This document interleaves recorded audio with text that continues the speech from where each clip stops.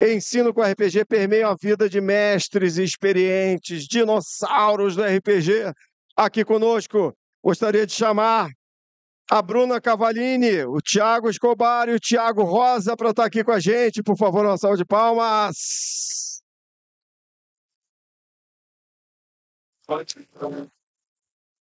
Pô, Arne, dinossauro é complicado, né, amigo? Boa tarde, pessoal. Um prazer sempre estar aqui no Diversão Offline. Hoje a gente vai falar um bocado de como a gente conheceu o RPG, como ele foi importante nas nossas vidas e como foi construindo as nossas carreiras. Então a gente vai contar um histórico de como a gente conheceu o RPG e de como, ao longo dos anos, ele foi transformando as nossas vidas de várias formas diferentes. E daí, como a gente é dinossauro, né? A gente resolveu fazer um histórico por tempo, porque senão não ia fazer muito sentido. Não é não? Então, vamos lá. Vamos começar com o Thiago Rosa, que é o mais velho de nós, falando para nós como é que foi que ele conheceu o RPG, como é que ele viu a primeira vez. Essa pode ser uma história um pouco repetitiva para quem assistiu o podcast do Dragão Brasil, porque a gente repetia algumas vezes isso, que é um pouco engraçado. Eu comecei a jogar com 9 anos, minha madrinha assinava uma biblioteca particular e ela tinha acabado de se mudar para o Fundão, lá no Rio, que ela foi fazer faculdade, ela tipo, saiu de casa, foi morar no campus e tal. E aí ela falou, pô, eu ainda tenho a minha conta lá, não quero cancelar, então usa no meu lugar. Então eu ia lá para alugar livros. E um dia eu vi um livro que era uma capa azul, divertida, tinha os robôs e tal. Pensei, deve ser um quadrinho. Eu levei para casa e era Paranoia. Eu não sei se alguém aqui leu essa segunda edição de Paranoia, mas quando você abre e lê o primeiro capítulo, ele fala: você é o jogador, você só pode ler o primeiro capítulo, você não pode ler mais o resto. Eu era uma criança de 9 anos, eu segui as instruções a risco, li e deixei o livro lá. Porque o livro fala: seu mestre de jogo não vai permitir que você leia o resto. Eu fiquei pensando: quem é o meu mestre de jogo? Quem pode ser o mestre de jogo? E depois eu parei, eu pensei e falei: pô, e se eu for o mestre de jogo? E só aí que eu parei para ler o livro, o resto do livro todo. Bom, eu sou o Thiago Escobar, um hobbit carioca, como vocês podem perceber. E eu, desde pequeno, fui muito introspectivo. Eu sempre tive muita vergonha de falar com as outras pessoas.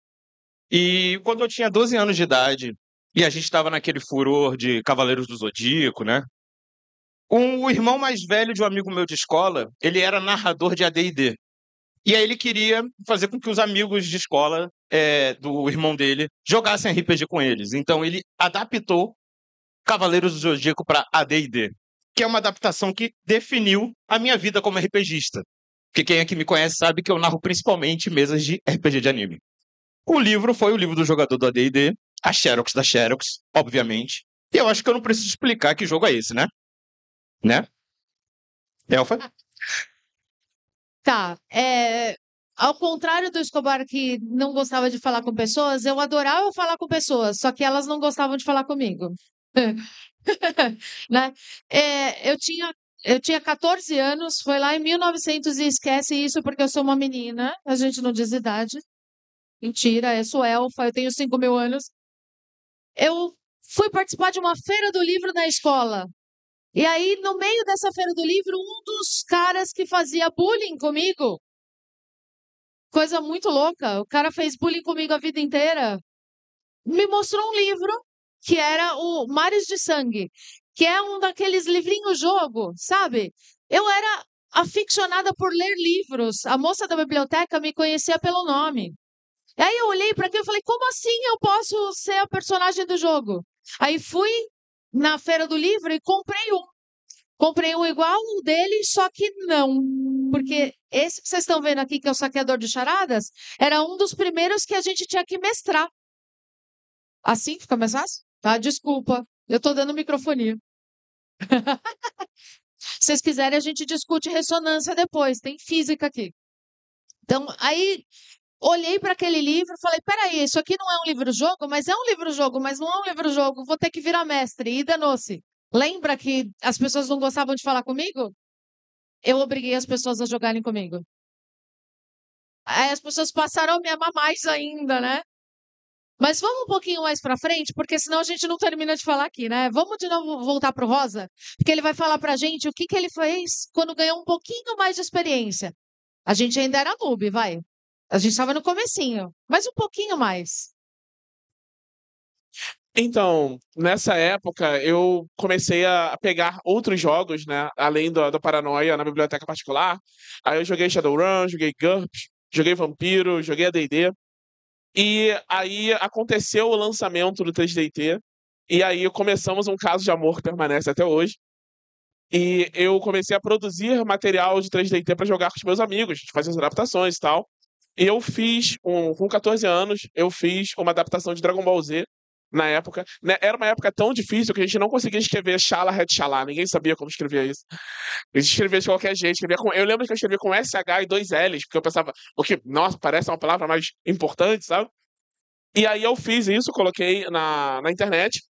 E um belo dia eu fui abrir meu e-mail e tinha um e-mail de um cara chamado Marcelo Cassaro falando: eu quero publicar isso na minha revista. Aí eu olhei e falei, obviamente, alguém tá de sacanagem comigo. Eu fui olhar o e-mail dele e era @Dragão Brasil. Eu falei, bom, eu acho que é verdade. Eu fui pra escola, falei pros meus amigos que eu ia ser publicado no Dragão Brasil, ninguém acreditou em mim. E quando saiu a revista, só quando eles olharam os créditos e leram meu nome, eles falaram, deve ser outro Thiago Rosa. Mas isso é uma coisa que faz parte da minha vida, né? Existem muitos Thiago Rosa, e parece que todos são muito notáveis. Tem um que é um jogador de futebol que já passou pelo Grêmio, tem um que é um violinista famoso. Então, todos os lugares tem que marcar o Thiago Rosa RPG, porque tem outros, né? Mas nessa época, eu publiquei meu primeiro artigo, saiu na Dragão Brasil 59, e foi um momento muito, muito marcante para mim. Essa primeira ali é a a primeira que eu fiz, e essa aqui é uma outra que eu fiz alguns meses depois, porque de algum motivo o que eu fiz o Cassaro gostou. Ele falou, faz uma de Rama Meio também, e aí, né, eu fui e fiz. Bom, esse tempo da minha vida foi um tempo dedicado a jogar RPG com os meus amigos, a ter sonhos de me tornar game designer e produzir coisas para as minhas mesas, né? Eu joguei muito, mas muito RPG. Eu matei aula para jogar RPG, entendeu? Eu jogava RPG na hora do intervalo. A gente lá no Rio, a gente ia para o Sesc depois da escola para jogar RPG. E a gente começou a perceber que a gente queria jogar algumas coisas que não tinham no mercado. Então eu comecei a criar jogos de tabuleiro RPGs para jogar com os meus amigos, né? E assim, eu ia em muitos eventos de jogos de tabuleiro lá no Rio. E nessa época eu trabalhava como programador de e-learning. E eu trabalhava com Flash, que é um programa de fazer animação, para poder fazer os cursos online. Então, na minha casa, no meu tempo livre, eu fazia jogos de videogame caseiros. Mas era tudo para mim. Eu não mandava isso pro resto do mundo porque eu tinha muita vergonha de tudo que eu fazia, né? Você pode passar o slide aqui para vocês verem que as minhas memórias e fotos dos jogos criados, os traumas da vida levaram. Porque esse momento é um momento de muita vergonha que eu tinha de tudo que eu fazia, né? O que eu acho que é diferente com a nossa amiga Elfa. Com certeza. Você tinha muita vergonha, eu era muito sem vergonha. Lá em 1998, eu passei na frente de uma biblioteca e descobri que tinha evento de RPG. Eu não estava sozinha, não ia ter que obrigar mais a minha prima e a minha irmã a jogar comigo, coitadas. Entrei, evento adentro, e aí fui apresentada para o RPG de mesa, né? Eu fazia RPG de mesa, eu nem sabia. Bom, não vou entrar em super detalhes, porque vocês podem imaginar. Comecei a jogar, comecei a procurar gente para jogar comigo, comecei a tentar fazer amigo. Eu consegui um pouco de tempo depois, demorou. Mas lá em 2003 eu passei na frente do começo do segundo simpósio de RPG e educação. E aí eu olhei para aquilo e falei, velho, eu quero participar. Eu dei sinal do ônibus, eu me atrasei para a aula. Eu desci, entrei porta dentro e falei, eu quero brincar, nem que seja para carregar cadeira. O que eu faço? Onde eu posso ajudar? E eu chamei um pouco de atenção. tanto chamei a atenção que depois me convidaram no Encontro Internacional de RPG, o 11º, para mestrar. Mas é porque eu mestrava assim, ó. Eu mestrava vestida, eu construía coisinhas, eu levava mapinhas, numa época em que mulheres nem mestravam. E se mestravam storyteller. Eu sei que vocês não estão vendo aí, essa é uma foto, inclusive, de uma dragão, que tiraram do segundo desafio D&D que aconteceu. Aconteceu lá no Mart Center. Vocês não conseguem ver, mas atrás das minhas costas tinha asas com penas enormes, vinham até o meu joelho. Eu era bem chamativa. Eu sempre fui assim. Agora, vamos um pouquinho mais para frente, porque a gente vai começando a ganhar experiência e a experiência começa a fazer um pouco de diferença na vida, certo? O Rosa já tinha uma experiência, vai. Ele já tinha publicado coisa super importante. Então, aí depois desse período, né, tipo, eu tinha essas publicações na Dragão, eu fiquei um tempo meio por fora, eu só jogava RPG durante um tempo. E aí, por volta de 2014, 2015, eu entrei no blog RPG Notícias, junto com o Leandro Pug, e a gente começou a fazer muitos. Basicamente, tipo, surpreendentemente, a gente fazia notícias sobre RPG, e a gente também fazia conteúdos autorais de vez em quando, né? Nesse meio tempo, eu fui me aproximando do pessoal do mercado, eu traduzi alguns jogos, eu deixei listados aqui. Eu comecei a escrever para fora, né? Eu trabalhei no Steamscapes Asia, no Empire's Reign, no Part-Time's God, no Level Up. E a Dragão Brasil voltou. A Dragão Brasil tinha parado nesse meio tempo, ela voltou em formato digital. E porque eu estava inserido na cena, o Trevisan me chamou pra gente fazer o blog RPG Notícias. A gente passou a fazer as notícias do Bárbaro dentro da Dragão. Só que aí ele não sabia que quando ele me desse essa portinha, eu ia tomar todo o resto, né? Então, cada vez mais eu ia pegando colunas. Então, deixa eu fazer um chefe de fase, deixa eu fazer uma capa, deixa eu fazer o Dicas de Mestre. Agora eu tenho 3 colunas mensais da Dragão. Então, as coisas foram acumulando, né? Eu também publiquei meu primeiro livro, que a gente foi fazer um teste de financiamento coletivo, foi RPG Caracterização. Você, acho que não encontra ele mais vendendo por aí, a tiragem esgotou, a gente nunca mais imprimiu. Mas ele era uma coletânea de artigos feitos pela galera da cena na época, falando sobre como os seus personagens podiam ser melhor e como você podia melhorar os seus personagens. A gente via muitos livros falando para mestres, poucos livros falando para jogadores que não fossem livros de regras. Então esse foi o objetivo do RPG Caracterização. Teve o primeiro Goblin de Ouro e o Caracterização ganhou o melhor texto. Foi o único Goblin que tinha essa categoria e a gente ganhou. E aí, também, nesse período, eu desenvolvi o Kaido Densetsu e lancei em financiamento coletivo junto com a Helena Bichara. E acho que tem foto, né? Do leitor. Isso. Eu juntei isso aqui tudo nessa coisa horrível que parece aqueles encartes de Shonen Jump. Mas dá pra ter uma noção das coisas. E agora o Escobar vai falar. Gente, aqui foi um momento em que eu dei um alt tab na minha vida. Por quê? Porque eu me lembrei que quando eu estava ainda no primário, a minha professora de redação, ela pediu para a gente fazer uma redação perguntando o que a gente ia fazer da nossa vida quando a gente crescesse. E a minha resposta foi: eu quero divertir os outros. Eu quero fazer com que a vida das outras pessoas não seja tão ruim, que elas tenham um momento para poder escapar disso, viver uma vida um pouco mais tranquila e se divirtam, que a vida não foi feita só para a gente chorar. E aí eu pensei, ok, eu sou um game designer. Então eu fui fazer um curso de game design para jogos de tabuleiro na Riachuelo Games. Eu criei a Guilda dos Fanfiqueiros dos Joias. Por quê? O Thiago Rosa, ele começou a narrar uma mesa de 3D&T chamada Joias para Lamasto na Jambô Editora. E eu, junto com outras pessoas, nós assistimos essa mesa e a gente começou a escrever fanfic. A gente se juntou, fez a guilda, onde a gente organizava todas as fanfics e lançava nas redes sociais. E quando terminou a mesa, a gente organizou junto às melhores fanfics, a gente diagramou, fez um livro e mandou como agradecimento para todos os jogadores que fizeram parte e também para o pessoal da editora. E isso, para mim, foi um start de, ok, eu posso produzir, eu posso fazer, as coisas são boas, né? E aí, nesse momento, eu comecei a aparecer em streams do canal das outras pessoas. Eu comecei a ser chamado, eu comecei a deixar a minha vergonha de lado, ou convivendo com a minha vergonha, ainda assim fazer isso. Eu deixo a minha timidez para poder viver o meu sonho. Então, aqui está uma das primeiras mesas que eu narrei de Kaido Densetsu, o senhor Thiago Rosa, que é o meu RPG favorito, Eu estava narrando no Quiz and Dragons, junto aqui com pessoas maravilhosas, inclusive Nana, minha namorada, que está ali. Ali está o livro do Jorge Paralamastro que a gente produziu no final. E aqui sou eu passando a minha vergonha para poder viver o meu sonho. Bom, eu depois dessa treta toda, né, de passar vergonha também, que nem você passou, mas muito tentando muito ser cara de pau, acabei chamando a atenção do pessoal da Devir.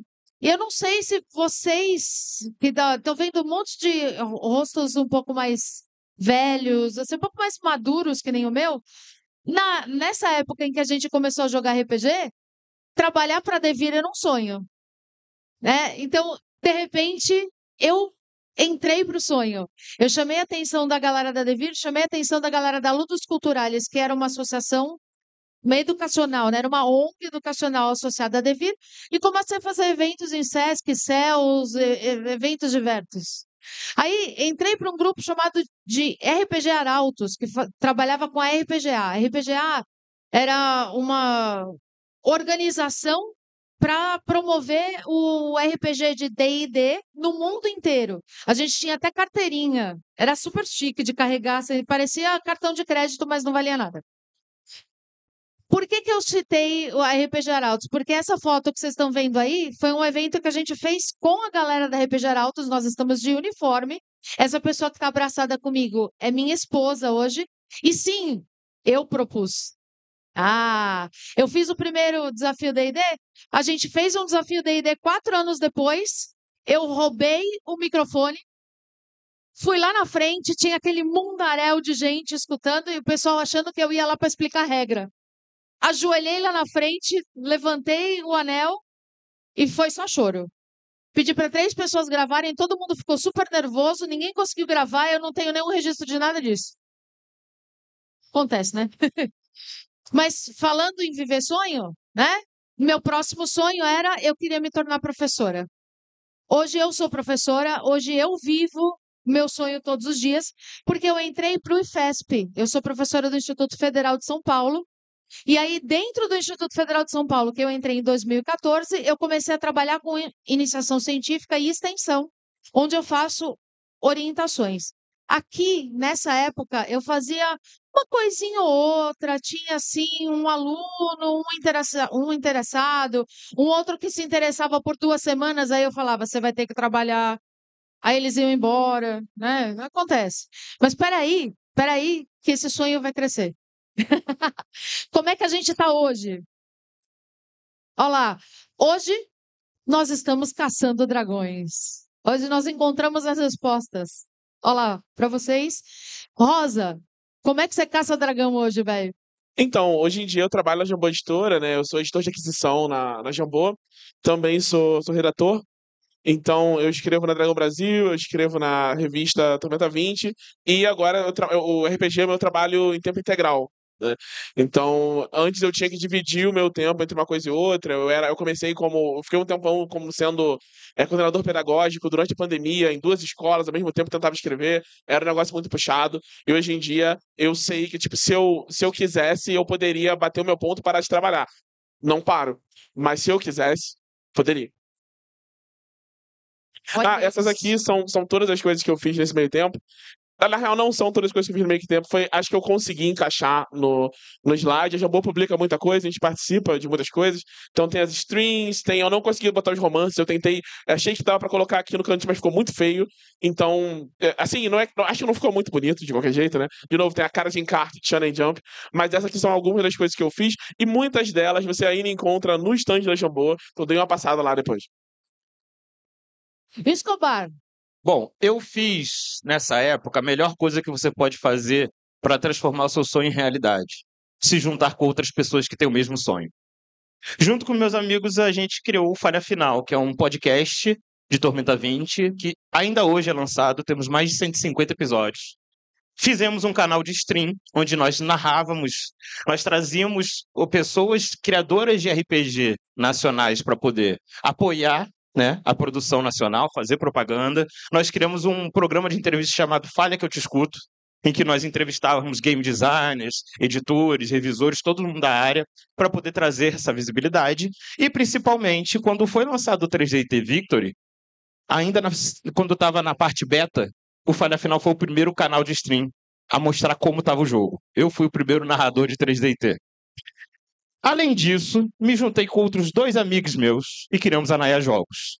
A Naya Jogos é um coletivo de criação de jogos. Nós criamos jogos de RPG, jogos de tabuleiro, nós criamos também aventuras. Inclusive o Gil, que está entrando aqui agora, meu grande parceiro de Falha Final e Naya Jogos. Lá nós conseguimos... Literalmente um grande parceiro. Exatamente. Lá nós conseguimos, por exemplo, fazer a capa da Dragão Brasil de dezembro do ano passado. Nós lançamos uma aventura oficial no Legado RPG. Nós lançamos RPG de panfleto, conhecido como Malditas Impressoras.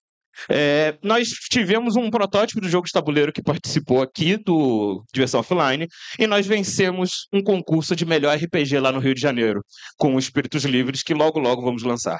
Além disso, eu sou organizador do coletivo Melanina RPG e eu sou redator também da revista Melanina RPG, que foi finalista no Goblin de Ouro.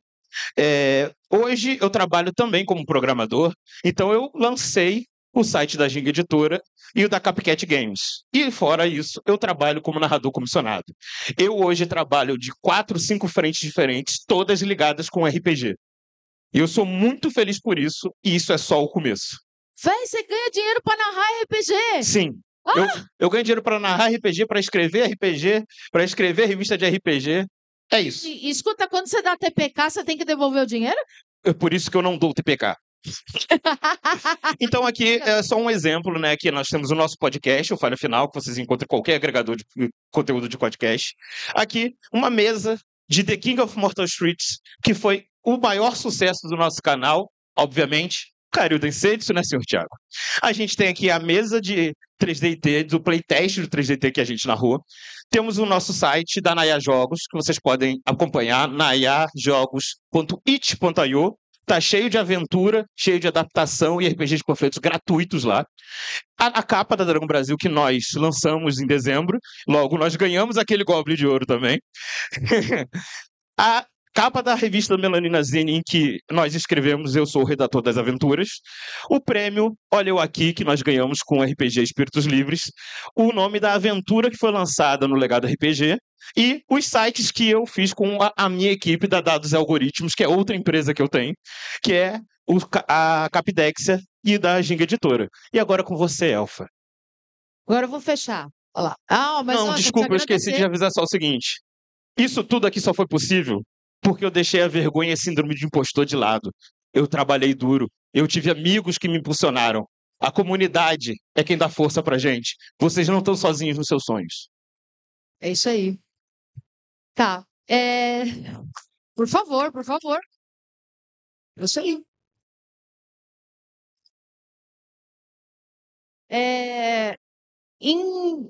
Eu vou deixar a coisa um pouco levemente mais triste agora, só rapidinho, daqui a pouco eu torno ela feliz de novo. E eu trago isso, eu acho que isso é alguma coisa extremamente importante e é uma força que todos vocês têm também, não é só minha. Acabei de encontrar essa força no Escobar, virei para ele, mostrei a camiseta assim, falei, olha que bonito, ele falou, olha, comigo aconteceu também. Não sei se aconteceu com algum de vocês, é bem provável, mas 2020 a gente teve uma pandemia e aí junto com a pandemia veio a depressão. Lembra que eu tinha o emprego dos meus sonhos? Eu ainda tenho o emprego dos meus sonhos. Eu era feliz mestrando, mas de repente tinha uma tristeza dentro de mim que eu não conseguia saber de onde que ela vinha. E o RPG, claro, junto com os amigos, junto com algumas coisas de aulas, mas principalmente o RPG. E esse bonequinho que vocês estão vendo aí, que é o Aristos, salvou a minha vida. Eu tinha aqueles pensamentos esquisitos, sabe, de será que as coisas ainda valem a pena? E cada vez que eu tinha um pensamento desse, eu me escondia dentro da streaming da minha esposa. E se vocês quiserem conhecer mais sobre a streaming, depois eu posso contar para vocês, certo? Sigam a gente lá na Twitch. Eu me escondia dentro do Aristos. Eu fiz um personagem forte, grande, poderoso, saudável e pai. Eu sempre quis ser mãe, mas infelizmente parece que não é meu caminho. Eu nunca consegui engravidar. E aí, de repente, eu fiz um personagem super comum, um ferreiro, simplesinho, onde eu tinha tudo que eu não tinha na minha vida. E cada vez que eu ficava triste, eu fugia para dentro dele. E ele, aos pouquinhos, foi salvando a minha vida. Por isso que eu estou querendo agradecer a galera que estava comigo na streaming. Então, se vocês quiserem acompanhar, são todos super gente fina, todos meus amigos, amigos que eu consegui por causa do RPG e amigos que estavam lá naquele momento em que parecia que a vida era mais amarga. Mas eu tenho mais uma coisa para dizer, porque o RPG, ele me tornou uma professora melhor. Eu aprendi com o RPG que tudo que a gente ensina é um caminho. Aliás, esse caminho, meu caminho, acordou de novo, porque eu estava fazendo um monte de coisa pequenininha, lembra? E aí apareceu uma galera na minha vida chamada Ludus Magistério. Você já ouviu falar? Se você não ouviu falar, a gente tem um stand lá no Beco da Educação. Vem ouvir falar. Deixa esse fogo pegar dentro de você também, porque olha, tudo que eu precisava era alguém para vir falar para mim. Dá para fazer. RPG e jogo de tabuleiro na educação funciona e dá para fazer e tem gente para ajudar. Galera da Ludus Magistério botou esse fogo dentro de mim. As streamings da Di juntaram tudo isso. E pode chorar, Arne, que a culpa foi sua. A culpa foi toda sua. E é verdade.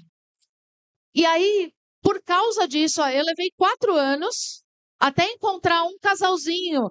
Que, aliás, eu não pus foto, mas porque o casalzinho está aqui de presente para vocês. Se vocês quiserem fazer perguntas, eu levei 29 anos e 4 anos depois da Ludus para encontrar uma resposta de como é que eu levo RPG para minha sala de aula. E eu tenho um orgulho enorme de falar isso, porque eles chegaram para mim, vou botar RPG na sala. Eu virei para eles e falei, não dá. Ah, não dá? Peraí que a gente vai achar um jeito. Falei, se você achar um jeito, você me conta. Estou aqui vencida, meus parabéns. Eles realmente me contaram.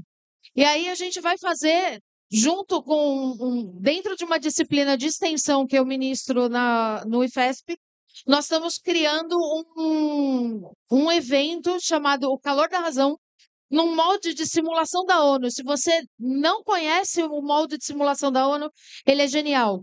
Eu vou ter 30 alunos, cada um fazendo roleplay de uma pessoa que foi importante para a construção da ideia do calor ao longo de toda a história da humanidade.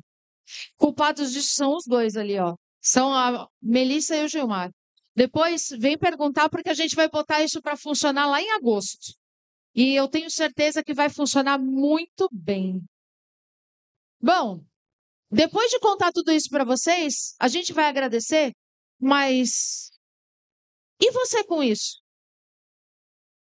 Eu vim aqui contar a história da minha vida. Que porre. Desculpa, mas é verdade. Quem quer saber se eu ajoelhei e se doeu para ajoelhar para pedir minha esposa em casamento? Tem um monte de amigo aqui que vem, aplaude, mas e você com isso? Você e eu e o Escobar e o Rosa somos as mesmas pessoas. Eu não sei se você viu, mas em cima desse palco tem 2 homens negros e uma mulher. Pessoas que geralmente lá fora são caladas. Pessoas que não são levadas em consideração. Pessoas que tinham um sonho. E, de repente, alguém virou para essa pessoa. Não sei se você já escutou isso na sua vida. Já escutou? Levanta a mão para mim. Você vai trabalhar com RPG, você vai morrer de fome. Olá, quanta mão, olá, quanta mão. Desculpa, gente, eu não estou morrendo de fome. Não é? Então, você vai ser músico, você vai trabalhar com quadrinho, você vai morrer de fome, que é isso? Você não morre de fome não, galera. Só que é o seguinte, você vai trabalhar para valer, não é? Não é que a gente trabalha 12 horas, 14 horas, 20 horas, quase não dorme, quase fica louco e arranca os cabelos. Os meus alunos vêm, meus cabelos estão ficando brancos. A gente tem que se provar muito mais do que as outras pessoas da sociedade só porque a gente faz arte e a gente é minoria. Mas você não está sozinho, como o Escobar falou, tá bom? Tem um monte de gente para te ouvir, tem um monte de gente para te apoiar. Passa lá na Ludus, entra no grupo, vem discutir com a gente. Tem um monte de gente para te dar apoio. Sim? Eu só queria dizer que está acabando a nossa palestra, mas no final da palestra eu vou ficar aqui do lado da entrada, porque metade do auditório eu quero dar um abraço, eu quero ouvir a história de vocês. Eu faço parte do Melanina RPG para poder empoderar as pessoas racializadas, mas não só elas. Quem quiser conversar comigo, quem quiser um apoio, quem quiser jogar comigo, quem quiser só trocar uma ideia, eu vou estar ali do lado. E vocês podem me contactar pelo meu e-mail também. Valeu, gente. Obrigado. Até o ano que vem. Gente, que fantástico! Nossa, que trio, que trio. Muito obrigado.